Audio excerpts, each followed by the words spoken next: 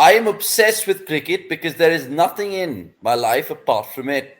And it is also because of my Abu is my coach. So at home too, coaching is always on. My Abu told me that as long as you're playing cricket, you have to think you have an elbow behind you for a learner's license. Keep it going till you're playing, essentially. For someone who's been accused of neglecting fitness drills, being indisciplined and fickle, that quote that you just saw was a revealing statement. Runs haven't stopped for Sarfaraz Khan for a while now. Away from the glamours of the IPL, he has piled on runs, delivering one masterclass after another. From the likes of Surya Kumar Yadav being overjoyed by watching his batting on TV, to domestic cricket followers breaking the internet to demand a national call-up for the youngster. It has been a journey worth the front page for Sarfaraz Khan. Sample this. In the 2019-2020 and 2021-2022 seasons, Sarfaraz accumulated over 1,800 runs despite the last season being a truncated one. For a batter with a minimum of 2,000 runs, Sarfaraz's dominance has put him at the second spot behind none other than, wait for it, Sir Donald Bradman himself. And this is in terms of career first-class average. In 23 innings since 2019, Sarfaraz has 2,259 runs at an average of over 125, with no less than 9 centuries on board. Now you can figure out the kind of noise that the Mumbai batters produced in the last 2 years by just showing you these numbers. Still, if the accumulated figures don't make your jaws drop, then let me break them down further.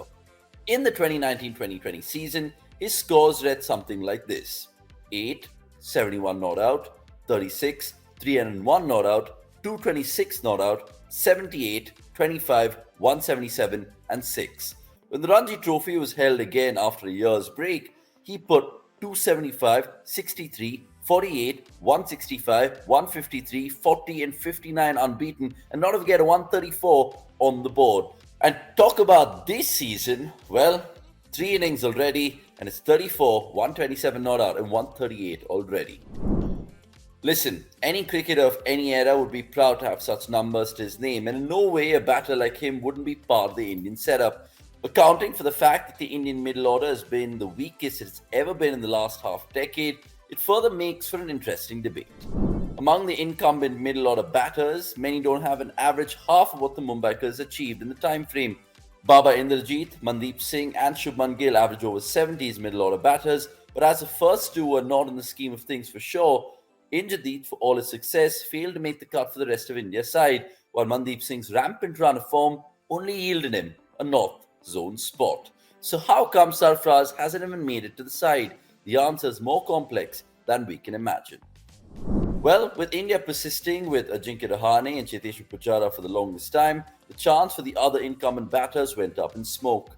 But when the selectors decided to move on, Shreyas Iyer had already set up the stall there, and he showcased his game awareness and his ability to play spin, which makes him a middle-order rock. Then there was the Pujara return. After scoring heaps of runs in the county championship, Pujara made his way back to the Indian setup for a rescheduled test against England. It was going back on their action, and Sarfaraz's India's chances couldn't materialise, and over the years the Mumbaikars' fitness has remained a large concern.